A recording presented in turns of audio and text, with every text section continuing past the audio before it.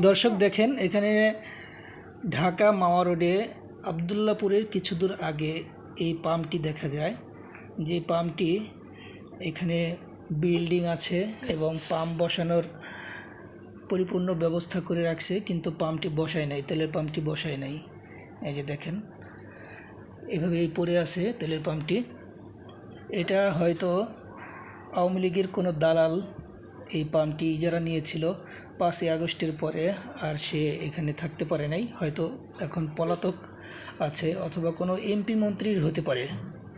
এই যে দেখেন তেলের পাম্পে এই যে ডিজেল, অকটেন এখানে তেল রাখে।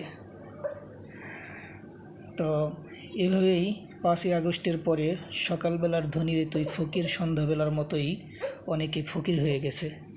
এজন্য সবসময় মালের উপর নয়, ক্ষমতার উপর নয়, আল্লাহ তাআলার উপর ভরসা করতে হবে। আসসালামু আলাইকুম।